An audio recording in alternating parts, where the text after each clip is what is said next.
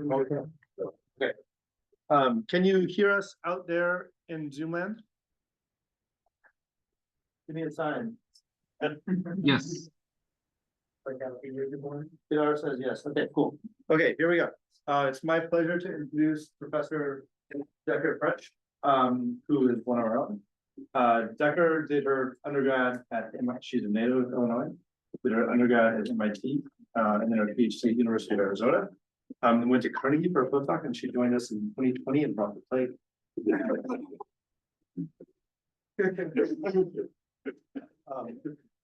Take it away. Can you fix the lights back there? Yeah, thanks. Yeah, perfect. Awesome. Thanks, everyone. So I'm excited to be giving this talk. I'm excited to talk about some of the work that we've been doing in my group. This is certainly not work that I'm doing in isolation, and I'm going to highlight the work done by all of these wonderful people, grad students and undergrads here at Illinois, undergrads who have visited here for the IDEAS program, postdoc Semrich and Sarah, external collaborators, and talk about all the work that we're doing collaboratively as a group. So when we think about the research in my group, we're really looking at a wide range of connections between the evolution of galaxies and the evolution of their black holes.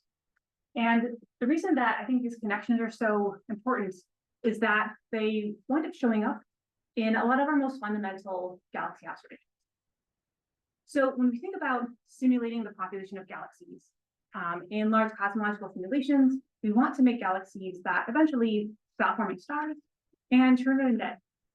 And we can do this by putting in AGN feedback in simulations. So this is an example from an early simulation showing the kind of starburst that you get when you merge two galaxies, or depending on whether you include AGN feedback or not, basically how much of the energy from the accretion disk of the black hole goes back into the host galaxy. You can make a very different end product, and we need to do something along these lines to make the population of galaxies that we see. And we think this sort of connection, this sort of feedback process between galaxies and their nuclei gives us relations like this. When we look at the range of black hole masses in galaxies and look at them as a function of properties of the host galaxy, particularly the bulge, we see that there's a fundamental correlation. So this is the mass of the black hole of galaxies over a wide range of black hole masses as a function of the velocity dispersion. We see a similar thing for the mass of the central bulge. And these are well correlated over a wide range of scales that tells us that something is connecting these. This is a better correlation than what we'd see if we just looked at, say, the mass of the galaxy versus the mass of the black hole. If it was just having gas that do both, we know that something must be making this a type correlation, and we think something like a feedback process might be the missing link there. This link also shows up when we think more fundamentally about forming stars and galaxies from baryons. So if we look at a plot, for example, of the stellar masses of galaxies over their halo masses, here's a function of halo mass. This is telling us really fundamentally about the level at which galaxies take baryons and turn them into stars. If this didn't matter that the type of galaxy something was in, this would just be a flat line. If this was just an efficient way that we take baryons and form stars.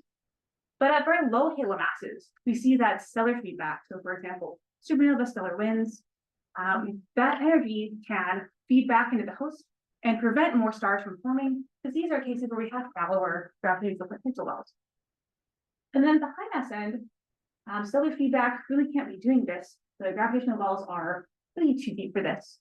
And we think that AGN feedback might be a way to really prevent these cases. This is a similar effect of why we don't see, for example, really, really massive star-forming blue galaxies in the universe. There's some turnover here that tells us that at a certain mass, galaxies stop forming more stars, they stop growing. And that source of energy is potentially coming from the very nuclei of galaxies. Yeah. This plot you're showing here in the bottom right, is that redshift independent or how redshift independent is that? Yeah, so this is from a range of observation simulations. This will evolve with redshift. And so, for example, at very early times, we have much less of this, right? So this is something that's growing with time because we are waiting for stars to form. Yeah. I have a really fundamental question. We have a 10 to the 15 halo. That's a cluster, right? So how do you measure the stellar mass to halo mass ratio in the cluster? Do you just take all of the galaxies, or do you look at the central and then? Yeah, so these, I think these are cases we're looking at the brightest cluster galaxy at the center for these. Getting really down to 10 to 15, I think some of this you wind up adding up together. But yeah, fundamentally, this is a very different kind of halo than this, right? This is a halo that has many subhalos, whereas this doesn't. And actually what the connection is between the black hole at the center of, say, the brightest cluster galaxy and what that kind of feedback looks like might be very different than what the kind of small black hole at the center of one of these doing. So I'm thinking about the, where this turnover occurs, and presumably, even though at early times, you haven't made the big halos yet, this is determined by the depth of the potential well and the ratio of that to the explosion energy. But the very first explosion would have been like pair instability super. Yeah, it could be much more powerful. Yeah. So would we expect this turnover to be at larger mass for early time?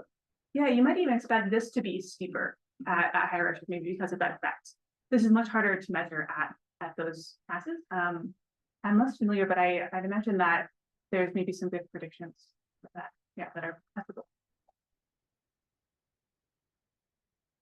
So all of this is telling us that maybe something is happening. We know that there is a connection, but it's not telling us what that is or how that might work. And so there's a picture that really links all of these together. So this is an illustration with some simulation data by Hopkins et al. That shows one of these pictures. And basically, this is a way that we can use the connection with the AGN to explain how galaxies can change in their morphology and kinematics at the same time that we're kind of giving the AGN space to turn out at the right time to stop the galaxy from forming stars. So in this picture, it's the merger as well as the AGN that plays a really important role in galaxy evolution. So in this picture, if you have two gas-rich disk galaxies that merge, this is something that's likely to happen, especially in small groups of galaxies where the relative velocities they're small enough that you can really have a merger and not something more catastrophic. When those two galaxies merge together, the stars will essentially pass through one another, and the galaxy will eventually coalesce. But the gas in each galaxy will do something very different, right? That hydrodynamic interaction will create very dense gas at the center of that final coalescing product and trigger a starburst. So we know that the mergers of galaxies can trigger starbursts. And what's kind of fundamentally added in this model is that during that starburst, you not only get gas funneled to the center forming stars and forming your protogalaxy bulge in the morphology, you also funnel a ton of gas down into the black hole. And in this model, you basically give the AGN a ton of energy at just the right time that you can take your galaxy that's changing in morphology. Your two disks are going to form something that's more like an elliptical, change the kinematics along with that. And if you can prevent that galaxy from forming stars afterwards, you can wind up with a red dead elliptical again. So this model makes a number of testable predictions, right? It tells us where to look for AGN. It tells us where to look for morphological change. It tells us how mergers, what mergers might be important. And I'll talk about this later, but a lot of the work I've done focus on this sort of immediate aftermath phase. This is labeled the K or K plus A. And if you look just after the merger, just after the starburst, we can see what happened in these galaxies and are they quenching? Did the AGN do something? Are they changing morphologically? And so you might say, all right, we've got this picture, AGN is important. And hey, AGN feedback, it's in the simulations. What more do you want? We know that this works. And I would argue that we have a really incomplete picture. And what we're seeing in simulations is missing a vital piece that is really the connection with the mergers and the morphological change. And that's that when we look at simulations, we see a disconnect between the bimodality, kind of the fact that some galaxies are star forming, some are not, bivalent color, and the morphological change that goes with that in the real universe. So what's being shown here is a plot. These are observations. This is data from, or simulated data from electricity. And this is stellar mass on the x-axis versus a quantity that's saying how prominent is the bulge of the galaxy. And in the real universe, we see these are colored by the average color of the galaxy in the optical, that there's kind of this trend from blue to red, and that even at a single stellar mass, galaxies that are bluer are the ones without the bulges, they're diskier. And at that same stellar mass, galaxies that are redder are the ones with bulges. So even though we definitely have the systematic with stellar mass, at a single stellar mass, you see the strong trend. In the simulations, we don't see this same visual. We still see that the higher stellar mass galaxies are the ones with the bulges, they're redder, but we're missing this vertical trend that tells us that regardless of the, where you're at stellar mass wise, we have this connection between morphology and color that's really missing in the simulations.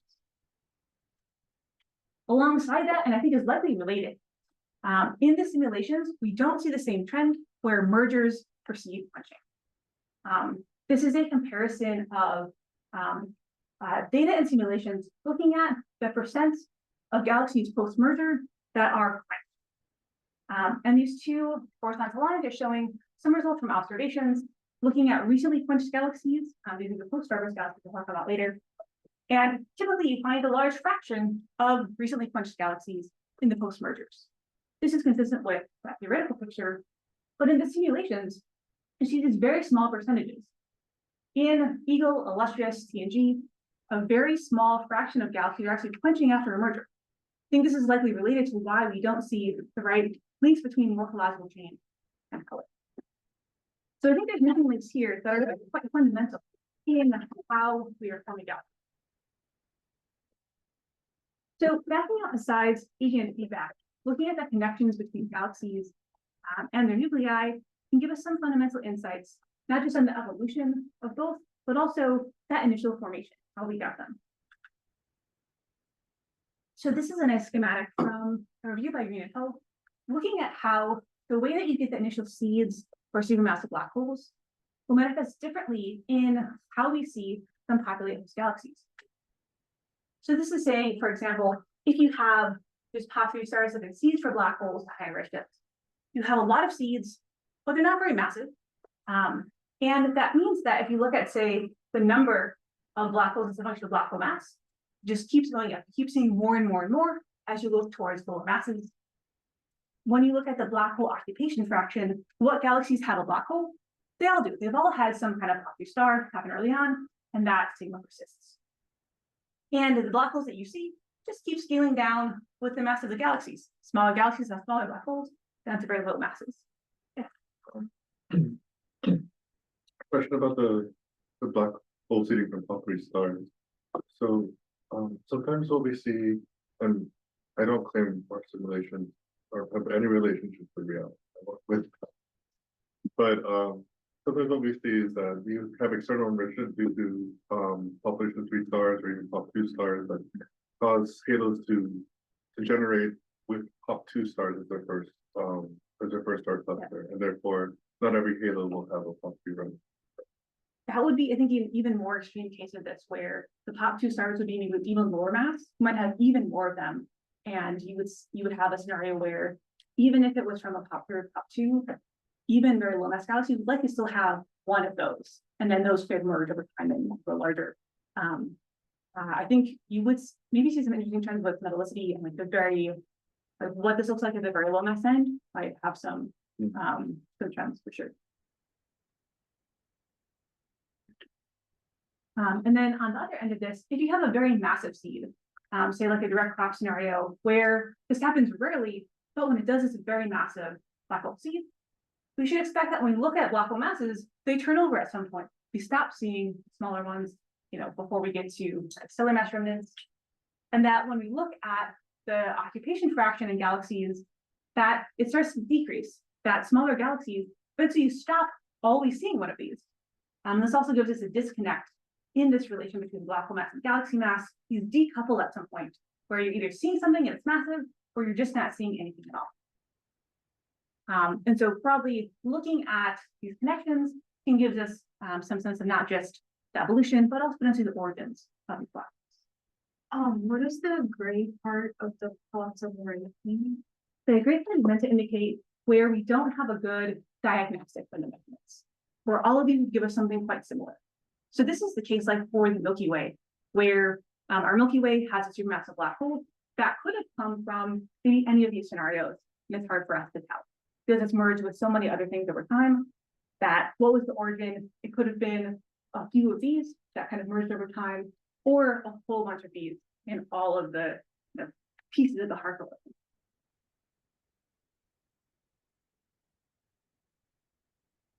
So all of this is really getting to the idea that black holes are growing through mergers or through gas accretion and AGN. But we know that there's another important way that black holes can grow. That is maybe not necessarily the dominant mass source, but extremely bright and points to some different connections. And this is the idea that we can see the growth of a black hole through the creation of an individual star. So we call these tidal disruption events, or TDEs. And this is when you get a star that comes close enough to the black hole that the tidal forces are strong enough to tear apart that star. Usually what happens is about half of that mass is accreted and the other half is blown out. This happens not that often. It's only about 1 per 10,000 years or more of a galaxy. But this kind of event, really fortunate for us, is a little bit brighter and a little bit longer than supernovae. So you just make friends with some supernova people and then look for the weird nuclear stuff in their data.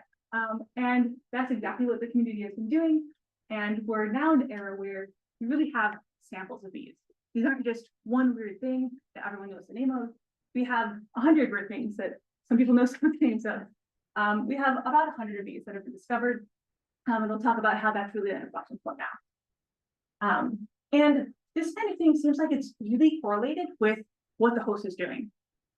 We know that there's a strong dependence of the TDE rate on the star formation of the host galaxy in a way that has to be due to some kind of period parameter. And I'll talk about what we think those might be, but it tells us that likely starburst, the merger that's growing the galaxy, has an impact on the rate of TDEs. And that tells us about how we might observe black holes as they grow, and also potentially even another. So putting these connections together, the work of my group is really trying to look at these interconnections between these ideas. We're interested in the question of how galaxies stop forming stars and evolve to elliptical disks.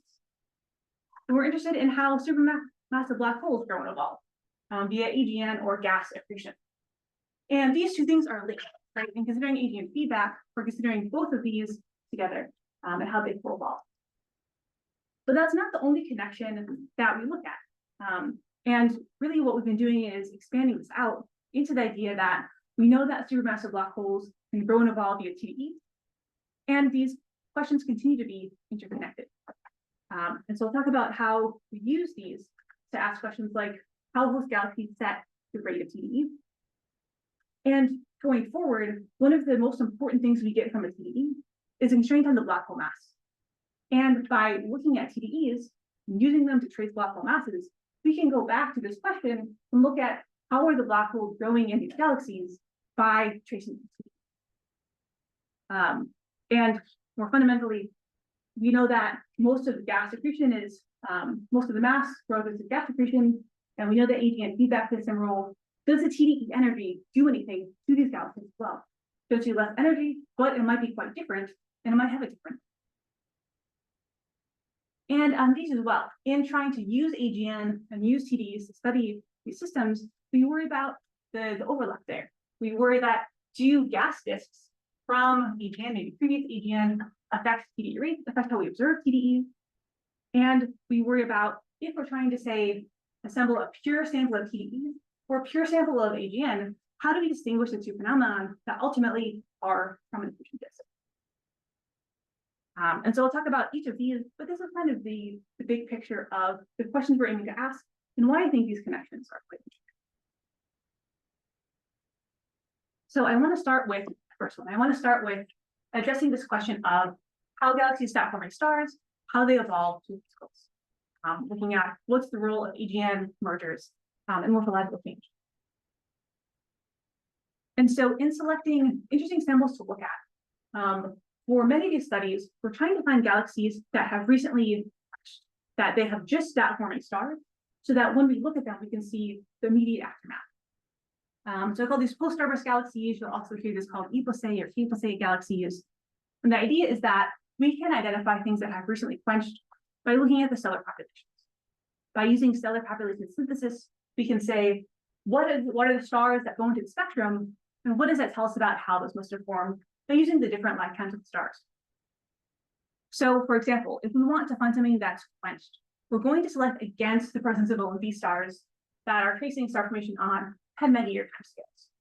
So, for example, this is an optical spectrum of a post-starburst galaxy that a variety of different methods would select as post-starburst. And if you look at the H alpha line that is tracing, say, emission from H2 regions, it's actually buried in here. One you see here, this is the -2 line. And H alpha is quite weak there, and we can use that to constrain essentially the specific star formation rate.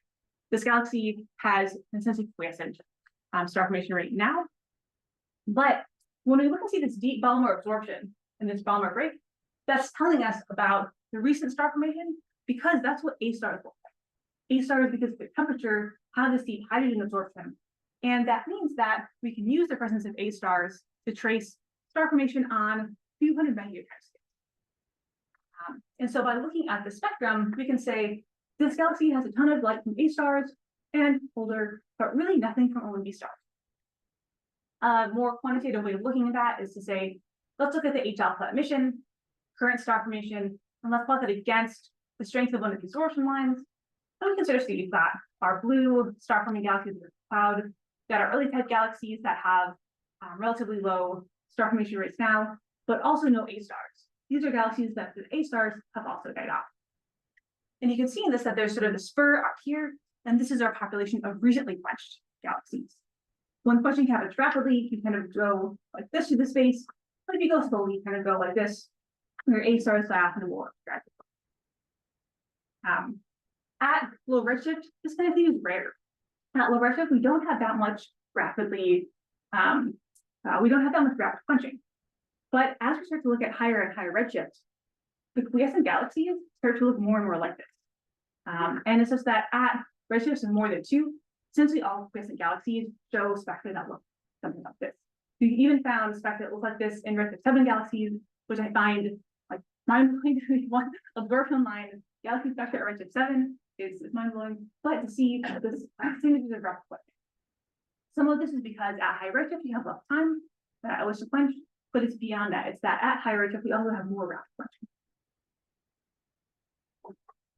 And so a lot of the work that I've done previous to coming here was looking at these galaxies and asking the question, why aren't they forming stars? And what is the gas doing in them? Right, Oh, go ahead, Brian. Hey, Decker. So, how long will that phase last? How long, will a post-starburst have a spectrum that looks like that? Yeah, good question. So this winds up lasting about on the timescale of A stars. It can take a little while for the O stars to fade. And so between those two effects, it's about a few hundred megayears. It's about 300 megayears is our timescale. Got it. Thanks. And this is actually important in trying to use the rate of these to constrain how many galaxies go through them. Because you can ask, how long would you see it? How many do you see? And use that to get a rate. And this is where this number of 50% comes from. That if you look at our reservoir 0 population of quiescent galaxies, I think about 50% of them at some point. Does the high redshift rapidly ending star formation have to do with like the shorter free fall time for high redshift? Yeah, I think so. Yeah, I think it's the fact that you've got shorter free fall times because you have high gas densities, and the fact that you don't something that is taking longer to quench, you're selecting against. I think it's both of those effects. Yeah. What's the typical morphology of these post-starburst then? Yeah, good question. I'll show some work on that in more quantitatively. We see that about half of them have obvious murder signatures. If you look in more detail with something like HST and look for small disturbances, that goes up to like 90%. And they usually look like they're already, for the most part, bulge dominated. And I'll show you actually what some of the kinematics look like. Yeah. The time scale depend on magneticity, stellar magneticity. On a high redshift, star should have lower stellar magneticity. So the time scale should be shorter compared to like say 200 to 300 megayears. And Yeah, that's a good point. Yeah, the metallicity of the gas can also affect things fundamentally. We have fewer constraints on what the metallicities are in the gas phase for these. There's some constraints from the stellar metallicity, but the gas phase metallicity is tricky because we're ruling out basically the emission lines, and so we're selecting things that is you don't have enough emission lines much of that. Yeah, you also mentioned like redshift 7 quench galaxy. Yeah. I remember from the paper it said that mini quench, so the quenching time scale is very short. So after some rapid quenching, so the galaxy could get stop emission rate high again and then become. Exactly, yeah. So this is a huge open question of the ones at redshift 7. There's a few. There's one that looks like it's very recently quenched, like 10 years maybe. It's just entering this, and maybe is like going right back into star formation, maybe through some kind of bursting regulated by stellar feedback. Like we see something similar with dwarf galaxies. And yeah, the mini quenching is meant to say maybe that's not permanent. And I think fundamentally, when we look at where quiescent galaxies wind up, when we're seeing this kind of temporary full quenching, if there's nowhere for that to go in the population, we know that that must not be permanent, right? If there's not a growing population of kind of long quiescent things, if there's not a red sequence which you go to, it must come back. And so at some point we go from quenching being something that maybe happens temporarily more permanent, and that might be a stellar mass effect, that might be about the halo, that might be about are you at the point where halo or heating and quenching acts or not? And yeah, we have a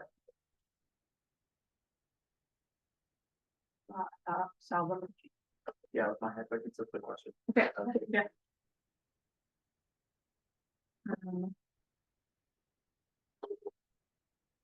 Yeah, so in a lot of the work kind of prior to coming here was looking at, why are these galaxies forming stars, and is there even gas left?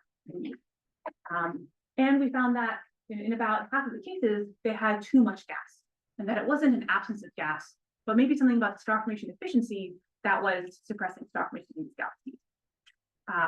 Studies of similar close-to galaxies now out to higher redshift. So this is a study by Rachel et al. From 2022, looking at population of 3.7 or so close-to galaxies. So this isn't necessarily high redshift, but if you want to resolve where the gas is and be able to get a good measurement at a LCO line, we're kind of merging out. And they find a very similar set of gas properties that shows us that when we're studying these might be really good analogs, even though they're at low redshift, they're in a different environment for what's happening at high redshift.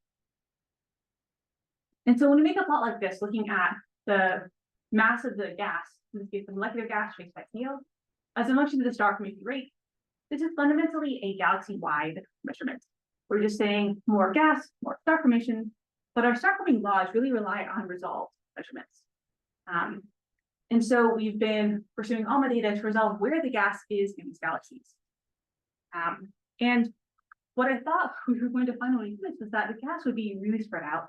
And so we had these really conservative observations trying to find this very diffuse gas. That was basically the opposite of what we saw. We saw that the gas was very centrally concentrated in many of these cases. And what that means is that when you look at a star formation efficiency traced by a kinetic Schmidt diagram, now looking at the molecular gas surface density versus the star formation surface density, when we can resolve sizes, we see that these aren't really low. The surface densities of the gas are quite high, but they still lie below where we see stars galaxies. And overall, this tells us that it's maybe not just the availability of the gas, but that something is suppressing the star formation efficiency, and that's kind of leading us down the path of looking for energy sources. To add to that, when we look at these observations that we have spatially resolved, we can look at trends with velocity. So what I'm showing here is in black and white is just our kind of averaged map of the CO in one of these close-to galaxies. And each small square is looking at a specific velocity range, going from red shifted 110 kilometers per second to blue shifted 110 kilometers per second. And you can see that this kind of marches across, right? There's some rotation in this galaxy, it goes from a red to blue shifted side. But on the blue shifted side, there's this extra component that's very asymmetric. And this is telling us that there's an outflow in the molecular gas in the skies. Great, we found outflows, we know where the gas is going and all of that, but this outflow velocity is really low. this is not enough to, take all the gas and eject it out of the galaxy in this kind of dramatic picture. But this kind of low velocity outflow might be enough to simply stir up the gas and prevent it from collapse into forming stars. Maybe with some other process depletes it. If you look at the, I don't know, the colors of the stars, not under the, is that forming stars that walk? Oh yeah, so this is when we look, we have actually HST images for this galaxy, and this part is actually in a dust lane on it. And so there are stars under there, but it's actually tricky for us to see is it forming stars. I mean, it seems like you could just accelerate a gas cloud. Yeah. It wouldn't necessarily stop forming stars because of that. Yeah, it could still be forming stars, and it could be kind of coming back and forming stars later. Yeah. And this oh yeah, go ahead. Do you know what's driving, the outflow in this case? Is this supernovae or? We would really like to know the answer to that question. Yeah. So we are trying to approach this in a number of different ways, right? We're trying to look at how much energy is available from each of these sources. The star formation rates are really low, and it would be hard to do this with kind of a normal mass limiting factor. And so the question really is there enough AGN activity to do this? I think the answer is yes. Spoilers for later in the talk. I think there's enough nuclear activity, and it is maybe AGN. It's basically AGN that's so low that it maybe might as well be TDEs. You said that, you said in the dust lanes you can't really see the stars, but if you're able to correlate star formation rate with the surface gases, were you able to find if it was symmetric? The dust lane is sort of a weird shape. Are you asking like, is the stellar profile smooth underneath there? So this is where the HST data is, it doesn't quite go red enough that we avoid the dust lane entirely. So it seems symmetric. So I'm just going to use this as my segue to the next slide, which is, wouldn't it be cool if we had some HST data? So look behind the dust, look for obscured star formation, look beyond the dust, and we have some good news on that front. So we worry about obscured star formation because if we're trying to say that, these are like low in star formation rate, how do we know that it's not just dust obscured? And we have a study from a collaborator at Argentina from 2018 that was using spectral spectroscopy to use the neon lines to constrain star formation. And it's great. We basically see really weak, if not absent, star formation. But this is only for a handful of objects, and the resolution of our spectral spectroscopy is not great. These neon lines are really embedded within all of the shocked warm H2 emission that we see in these in kind of an odd sense. Furthermore, it's spatially essentially unresolved, and we'd really like to make a resolved map of where is the star formation, is there obscured AGN activity in these, and how does that map to what gases? In the meantime, kind of building up to this, I had a program using Magellan Fire, which is near infrared spectroscopy. This is a work in prep by Gracian Coffee, who's working with me and Tony on this. And this is an example of what one of those spectra look like, and it's really unusual. So this is fluctuations wavelength of the 2.12 micron warm H2 line. So this is a booming warm H2 line. There's definitely gas in this galaxy. It's shocked, it's warm. Bob made the merger from AGN. It's actually hard to say. If you look here, this is where a bracket gamma should be. And it's really hard to extinct all the bracket gamma. But even if you could extinct all the bracket gamma, it's unclear why we'd see no bracket gamma, but still see this warm H2 line, right? In this galaxy, there's no way to use the dust geometry, given how close these are in wavelength, to extinct this one, but not this one. And so we're trying to do this at a larger scale, to do this systematically. And my collaborator, Adam, led a cycle 4 TDEs program that was accepted. We're super excited.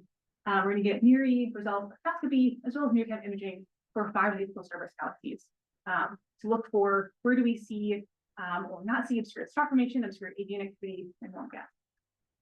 So actually, need to question. You had said the outflows of the gas are pretty low velocity, So you're looking for something energetic, but not very energetic. You think low level AGN activity, maybe just TDEs are causing this. But at the same time, these are planets and galaxies, they did actually have some star formation a year ago, because you said you saw the problem from the A stars. So what is happening to the supernova from the base? The supernova have basically all finished at this time. So they're in the range of like 100 mega years to I think a year and a half. And so we think that we're after most of the supernova. And the reason I say this is that when we look at the tracers of star formation that should be on similar timescales for the supernova, for the massive stars to go off, we are not seeing it. So that should be a similar timescale as like the alpha emission. When we look at these in the radio, we do see that many of them have like very low 1.4 gigahertz inverse star formation rates. That becomes tricky because the AGN will kind of contribute to some of those. But in many of them, that gives us a lower limit on the star formation rate, and that should be directly from the same population as the supernova. Or directly, we're looking at the transits in these galaxies because we're looking at the TDEs, right? And we see 1A, but we haven't seen any more of that. So what do the 1As do to the galaxy? Yeah.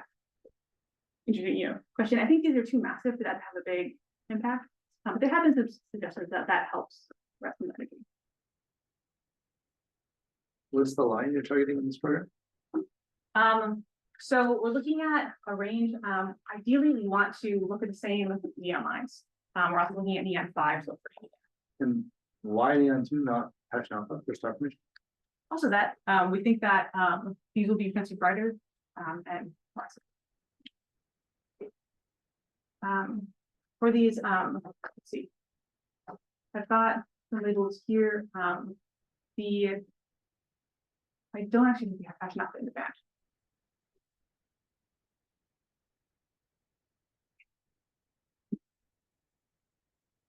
Let's see. Questions.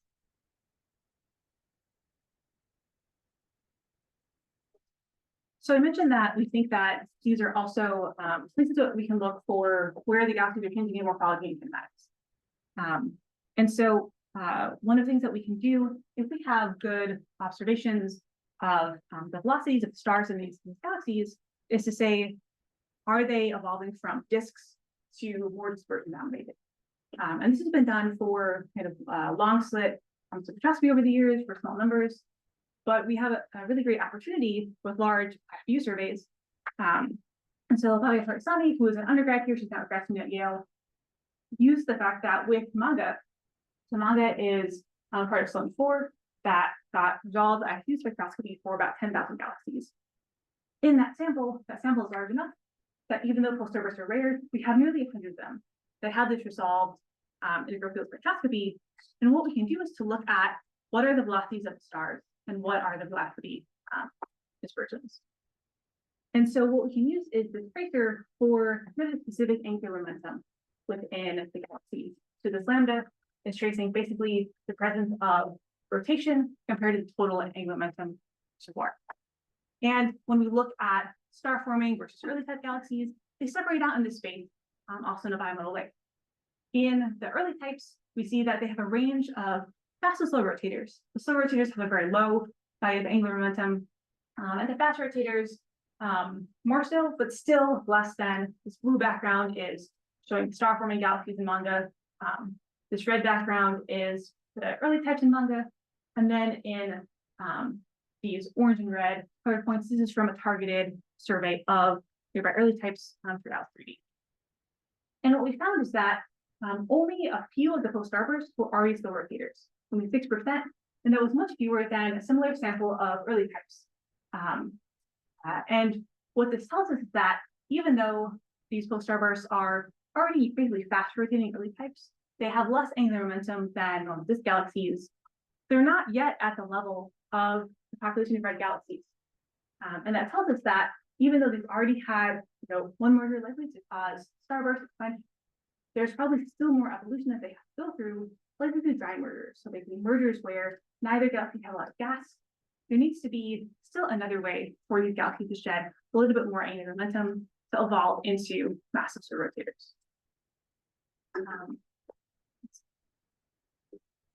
And so I want to return to this idea of AGN feedback and ask the question, all right, so we have all these close-to galaxies.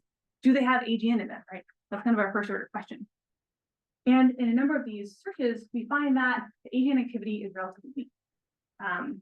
If we look at them on the emission line ratio diagram, they look lighter light. Right? It seems like their ionization is harder than star formation, indicative of maybe a low luminosity AGN. But this kind of signature is quite ambiguous. It could also be from shocks or even evolved stars. My collaborator Lance did a study of specifically shocked close-to galaxies. This was a sample where the emission line ratios were AGN-like or shock-like. Really, these are the ones that should have had an AGN. That selection was most inclusive of that. And looking at their X-ray spectra, what we found was that most of them had very low X-ray luminosities.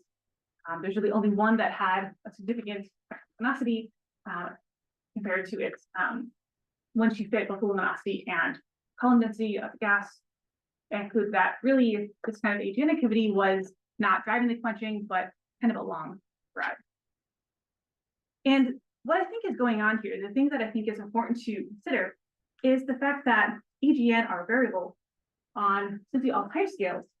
And this has been made really well by this plot from Pecos et al., showing that in a simulation of the Eddington ratio of the AGN over time, so this is 0.060 years, this flickering of the AGN happens much more rapidly than the change that we're looking at the stellar population on. Right, this galaxy could just look like an Eddington ratio of 10⁻⁶, could just look like the Milky Way, and then just a few tens of years later, look like a Seabird with an Eddington ratio of 0.5 because of the normal variability. So when we select for AGN, we're looking at something instantaneous, but that galaxy is affected by some focus.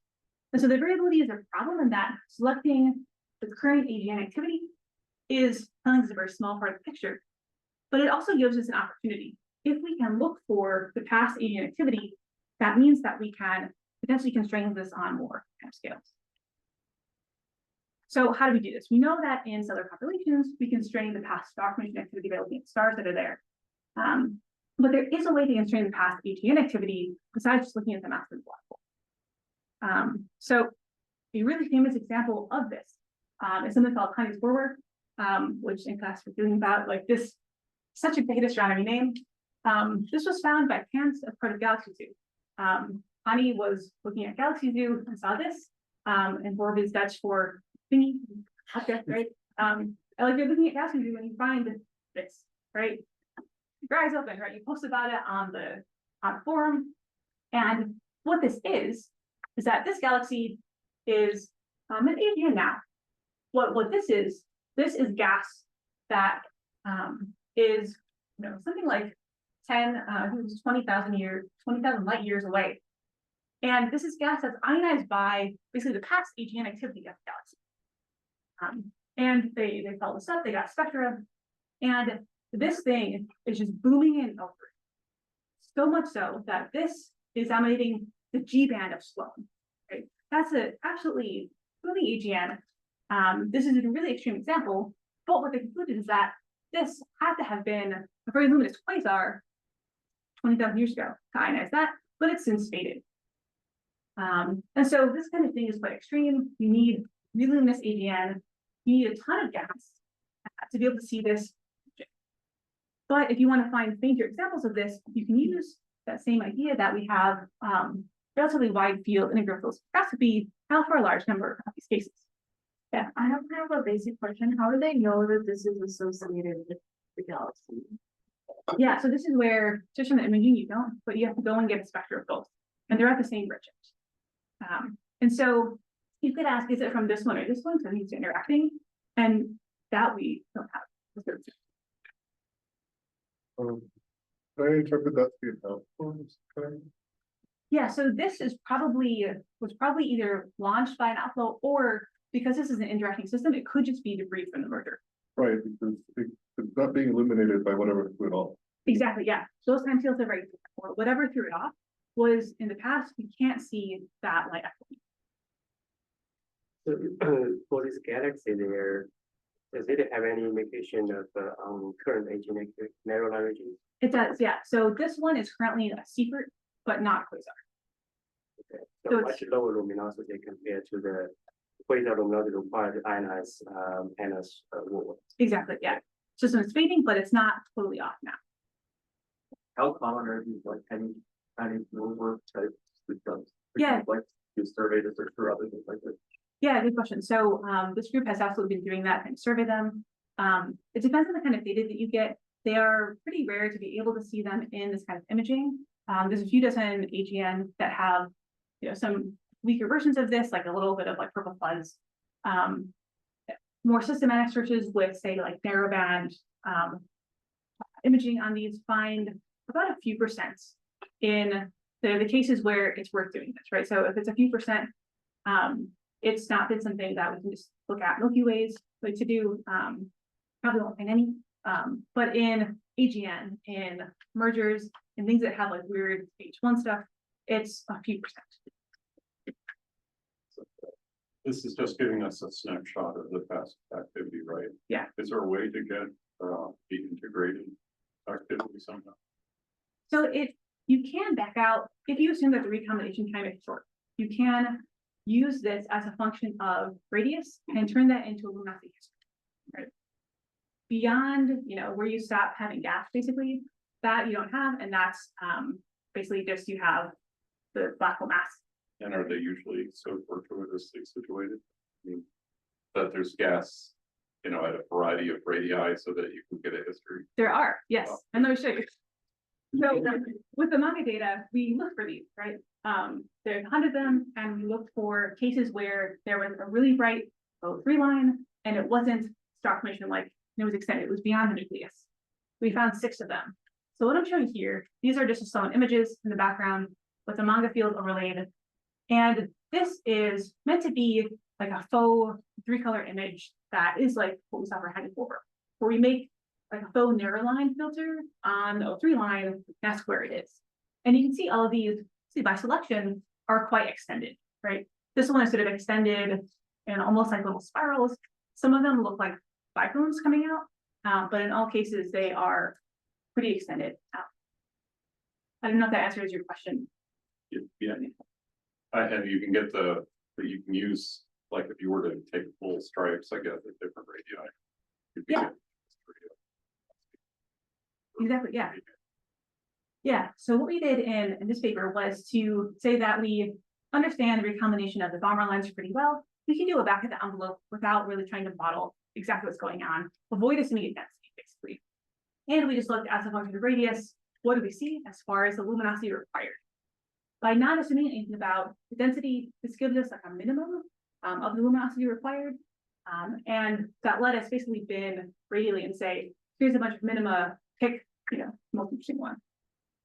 And then we use this constrained duty cycle of the AGN, because in all cases, we saw a little bit of variation. In some cases, it looked like maybe we couldn't make stringent enough constraints on the obscured star for the obscured activity now, but in 5 of the 6, it seemed like it was definitely fading.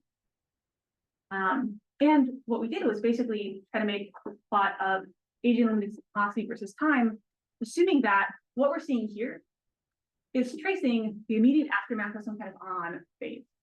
And so what we use is how often do we see AGN in these week, and how often do we see kind of the remnants to turn this into a thing with a duty cycle. So our constraints from this, which basically are still assuming that all of this is a population, and you just are sampling it at random time. You constrain how long must it be on, basically what fraction of this time spent on, and from how far out we see these, what the duty cycle is. So these have significant uncertainties, primarily driven by the fact that we don't know how often we might miss this because we don't have enough gas in the outskirts. But this total duty cycle is something like a few by 10 to the 5 years, and it's on a few percent of the time, such that our on is maybe 10 to 4 years. So really the next steps for this is to actually do photoionization modeling to try to constrain what is the SUV and what the luminosity is from our full suite of lines. This is what Sarah Shesky, who was recently an undergrad here now, postdoc, is working on. I'm just curious though, when you say like the time on about like 600 years, is that post-starburst galaxies specifically, or is that kind of a more broad? Just for the post-starburst. So can we build a 600-year long survey that? We can, Oh, yeah, I guess 6.6, yeah, I can't do math either. yeah, it's tricky, yeah, we don't have it. Yeah. I was like, wait, 600, like, maybe we can look for fading out here. So if I look at that duty cycle and compare that to like the AGN grid that you mentioned at the start of the TDE image. Yeah. It's all goes together, but do you get the luminosity that you need for something like Penny's world from single TDE? Let me answer that in a slide. Which is, when you look at these, is there anything weird about them? And there is. So this one had a TDE go off in it. This is the host of 1820, 1988. This one is the host of a quasi-periodic eruption. I will kind of refer you back in your mind to when we lose talk when we visited last semester. For now, we have almost certain evidence that the QPEs are associated with the TDEs that we might or might not have seen. So at least two of these are, you know, this can't have been from whatever these are, but it could have been from past TDEs. There's a number of questions we're exploring along this line. So the first question I want to get into is finding the TDEs and the pulse starbursts. Is that part weird? And that's something that we knew would likely happen. So we know that TDEs occur at a high rate in the starburst galaxies. This is a lot of the work I was doing before I got here, was to try to quantify, the pulse starbursts are rare, but we find them at all in the TDE hosts. And that implies that their rates are enhanced by something like 20 to 100 times in pulse starburst galaxies. There's a number of observations that have been proposed for kind of what would set this. And Margaret Shepard, who's a grad student here, is doing some work trying to compare these predictions now. The theory is at the point where it's actually making its predictions observationally, specifically for how this rate should evolve in the pulse starburst phase. And we're going to be able to test this with some of the populations. So I'll just say, stay tuned. So is the idea that you get a nuclear flow or something like that that does the starburst, and then those stars that are produced are now on low angular momentum orbits, and so they're more likely to interact with the collective? Yeah, so it could be that you just have formed a whole bunch of like stars in radial orbits. We thought it was either that or just that you formed a high stellar density in the nucleus from it, or some combination. And we actually find that there is a high stellar density in the nucleus in these, and that's down to smallest we could measure, which is still, outside of the radius influence, but so it is. And I thought, we don't know what's happening now. And then the theorists had to come along and actually model this and show that when you have these really eccentric orbits, you scatter out too quickly for this to happen. So you have this lock-in hardening, where you are rapidly scattering out of these orbits in a way that makes it so you can't actually reproduce the rate and enhancements that we see with these identical systems. So I thought we were converging, but the theorists had to go and have to make fun. The jury is still out, but they made it. So you might need to invoke more of a hydrodynamical rate enhancement as well with some TDEs. So TDEs are more likely to happen in low mass, around low mass supermassive black holes. Yeah. So is this comparison here kind of matching the black hole masses? Yeah. So we're mostly getting rid of the massive early tracks with this. When you think about like the total galaxy population that could have this, if you cut off things that the masses are too high to see a TDE, you still see. But it will definitely going to reduce the prominence of this picture, right? It will reduce it, but one thing that is sort of not plotted is the fact that most of our volume is in these low mass galaxies, so it won't reduce it by.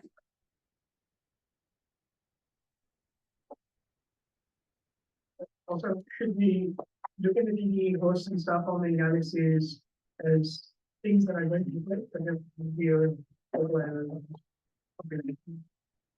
So the pulse starbursts are, in the silver system, things that have quenched, and some of the low mass ones might resume star formation, but it seems like most of them are on their way to, like, they've already changed their morphologies for most of the cases. This is kind of very neat. I mean, it's kind of exciting as well. Or it is exciting. Do TDEs cause a galactic limb that's sort of on the scale of like stellar supernova winds? That's a good question. We don't know the answer to it. So they do cause winds. They cause outflows, and initially, it seemed that these outflows were not enough energy, and that you maybe had to have like a lot of these all at once. What's really changed in the past few years is the fact that now we've been looking at TDEs in multi-wavelength observations for years, plural, getting into like 5 to 6 years. And what we're seeing is actually at late times, you often have this radial emission that shows up from a wind, probably from the outflow interacting with the ISM.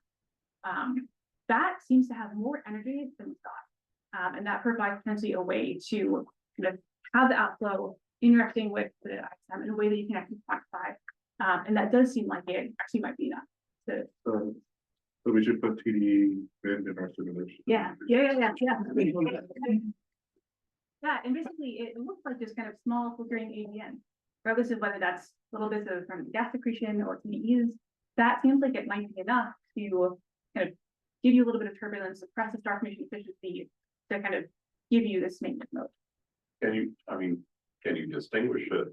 I mean, this seems kind of hard to believe because it's just one star's worth of guts, right? So how can you get enough energy out of that to?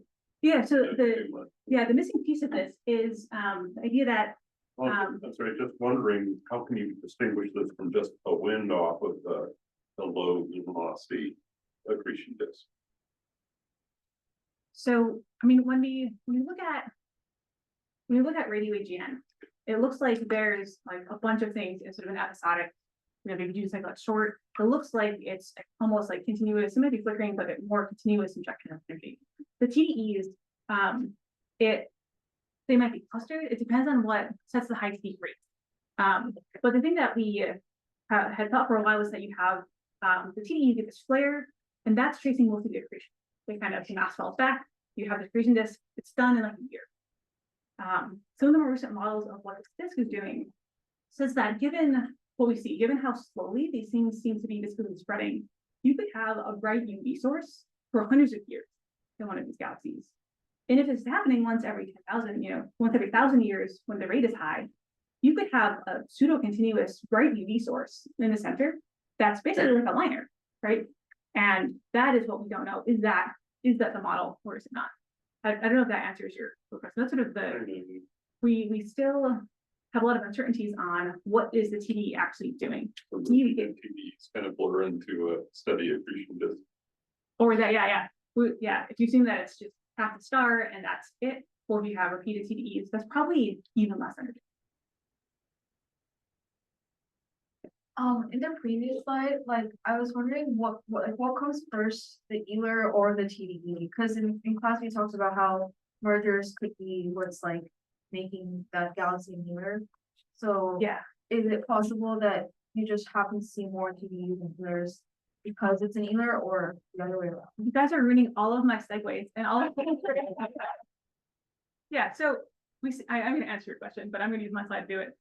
We see these, like it's not weird that we're finding TDEs in the AGN, but this is actually a lot of TDEs that have these extended emission libraries. This is actually kind of odd. So I didn't discover this. This was motivated by this news observation of a famous TDE assessment 14Li that's been really well studied in all wavelengths. This had one of these extended emission line regions, and I thought, man, that would be cool to do in the post-starburst galaxies if we had the data. And so this was sort of the inspiration for that. It was a post-starburst that happened to have news data because it was a TDE. So we knew there was this one. We found another in that paper for that AT 2019 AZH host. And I said in the discussion, that's weird, seems enhanced, small numbers, who knows? While we were finishing that up, a collaborator, Thomas Weber's, was saying, I have all this news data of the TDEs, we see this weird stuff. Is this a post-starburst thing? I'm like, it's not, and I can quantify it. And there's another post-starburst host with an extended emission line region. He was doing something similar for the host of the QBEs. We found a much more. There was like another one in the archive a few days ago. There's a ton of these extended emission line regions in TDEs. Now it's to the point where it must be significant. To quantify that, something like 20% of our TDE hosts show them. And we compare this to really a few percent in the cases we expect to see a lot, the starbursts, AGN, mergers, and it's even worse, better now, for the QPE hosts, where there's something like 60%. It is weird to see this much of effect. And so answer your question, why, right? Like, what is chicken and the egg here? So one possibility is that pre-existing AGN activity boosts the TDE rate. By having the gas disk, you help the stars lose their momentum, or you form stars in these orbits, and that helps. There's been a number of models that suggest that the AGN could be related to boosting the TDE rate, maybe even explain the starburst galaxy thing.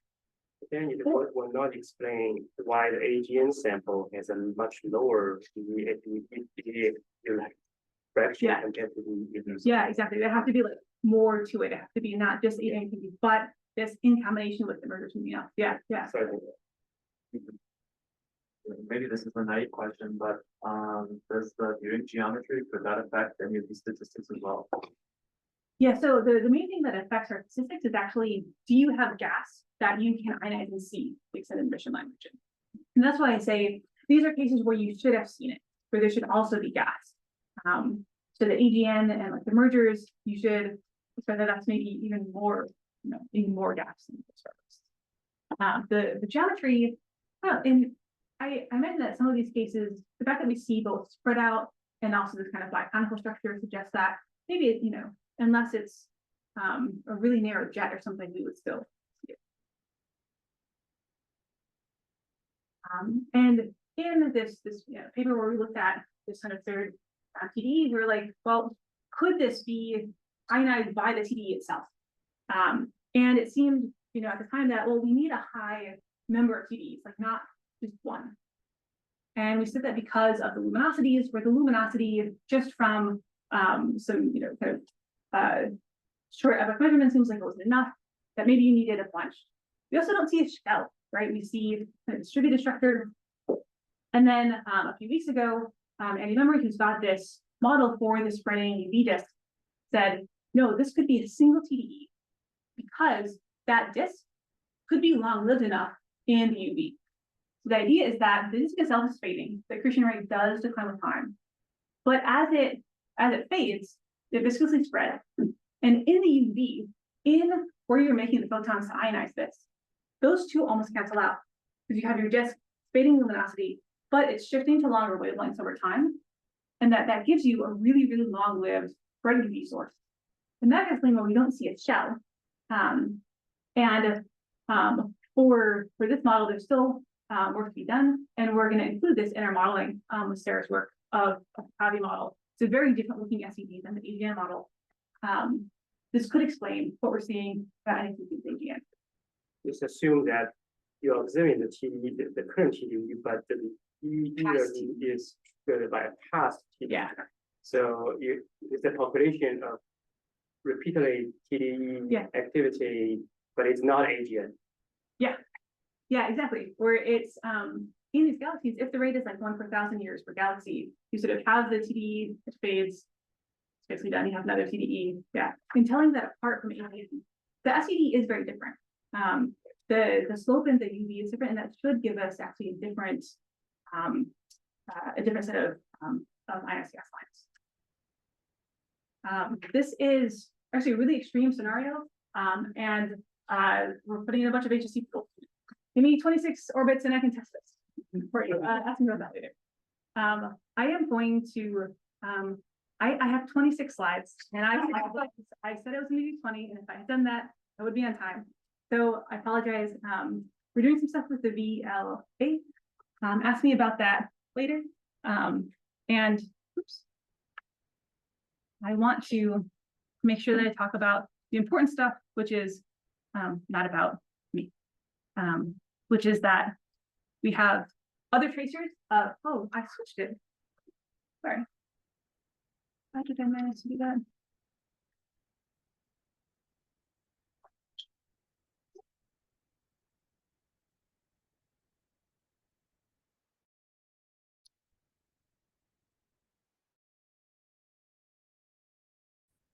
What is this work that rapidly switches the Again, and then usually it's on the top left or the top right, there's a little like arrow button to switch presented. Oh, okay.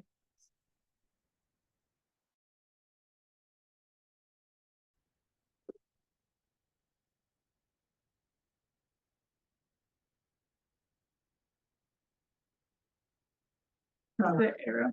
Yeah, so on the top right, you can see the little two squares with the arrow. Thanks. Cool. All right. So the important stuff on, sort of years to decades timescales, we have other indicators that AGN are changing, and that it's connected to what's happening with this galaxy. And so if you want to hear more about this, you should definitely come to Maggie's Field talk in a few weeks.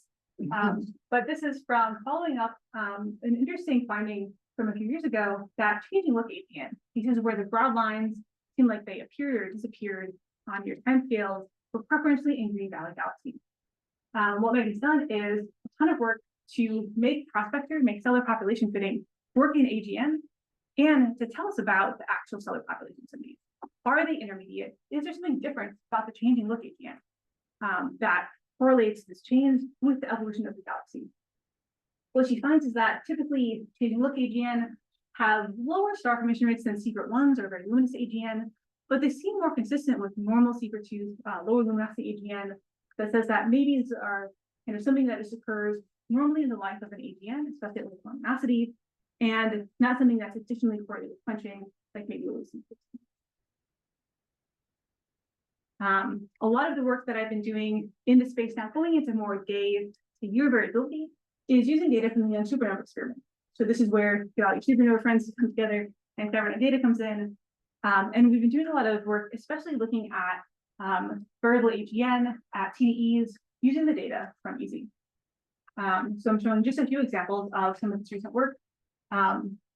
Because of the structure of the survey, we're able to combine the photometry of EASY with the all-sky GTF survey. So for example, this is a TDE in a relatively low mass, almost intermediate mass black hole, 2020 NEH. This is work led by Charlotte Angus. And by combining the data, you can really get a constraint on the light curve, especially the rise. And that gives us a good measurement of the TDE mass, or the black hole mass from the TDE. When we compare the mass of the TDE from this, let's say you don't know where the emission is coming from, how can we possibly model the mass? We find that when we compare that to the loss and dispersion of the bulge in this galaxy, they're actually quite consistent with these relations. Speaking of people who are giving talks, you should definitely hear Nick give a talk about maybe his least favorite object in the world, 2020 FP. This is a really cool TDE that we saw as part of EASY. And with both the spectroscopy and the photometry, we see evidence that this is not a normal TDE. It's a TDE occurring in a pre-existing disk. That disk gives us some unusual emission lines and photometry. And with the tools that Nick has developed to analyze this event, we're able to now analyze a much larger number of AGN and say some interesting things. So I look forward to hearing more about that. All right, I am going to quickly wrap up by looking forward into kind of what's next. So as I said before, we're at an inflection point with especially TDEs. And that inflection point is, of course, Rubin observatory. So we're going to go from having about 100 TDEs that are well studied to thousands per year. And this is where measuring the black hole mass from these is going to be extremely powerful, because we can measure the black hole mass with different biases than what we have for AGN. It's not unbiased, but it is a very different set of biases. And that means that we can look at how the galaxies are evolving, say, on this black hole bulge relation. This is what it will look like. This is a case of a few TDEs that we've modeled and simulated what we're going to see. And we're able to pretty accurately back out black hole masses with the expected cadence. These are pretty long-lived, all things considered, and are really robust to actually a wide range of cadences, which is quite fortunate. Yoshimi Moon, who's going to come here in the fall as an infinite grad student, but was an IDEA student, has done some interesting work trying to pre-select, actually with machine learning, some of these post-starburst galaxies that don't have spectra, but are in the south that might be interesting targets to find. So being aware that I'm running out of time, I will put up my conclusions and say, I'm very interested in using variability, time domain observations, multi-wavelength result spectroscopy to continue to answer a lot of questions. Look at how galaxies evolve, how supermassive black holes evolve, and interesting. So thank you all for your questions throughout. I'm happy to talk more about any of this. You know where to find me.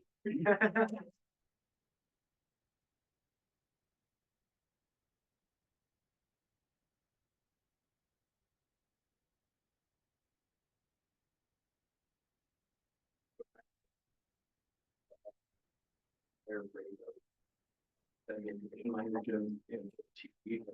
Yeah, And I think we're saying in response to David's question that, oh, actually, like 20% to me, given like the configuration you need for this sort of chance observation, seems really rare. So does that sort of imply that the high rate is because the like whatever type of, maybe it's some like specific merger configuration that's galaxy posting TDEs, or can that high rate be like explained by just having the TDEs? yeah, so the rate of these is higher than what we expected, but it's just the same mechanisms that increase the rate in the full starburst. If whatever is enhancing the TDE rate in the full starburst, whether that's like a density thing, some kind of velocity anisotropy, if that was just the same thing and we were seeing it reflected, we should have seen about the same kind of 5 and 100, 5%. We should have had to wait more to see this, and we should not see so many. So the fact that we're seeing, 20%, the numbers are still quite small, but that does suggest that there's something extra that's related to the extended emission line region that causes this. There are a number of possibilities for why that could be. As far as the selection, the main selection effect that we have is that you need to have deep enough observations, and you have to have gas to be ionized. These aren't necessarily special compared to these studies by Keel et al. So they looked at mergers. They looked at mergers that are still in the process of coalescing, and there's a ton of gas everywhere, and they see that kind of reflected in the ER. It would be weird if we saw it more often than that, because you should be able to see it at this rate if it was there. Good. One final question. This may be a naive question, but is there any observational bias from the way we detect TDE?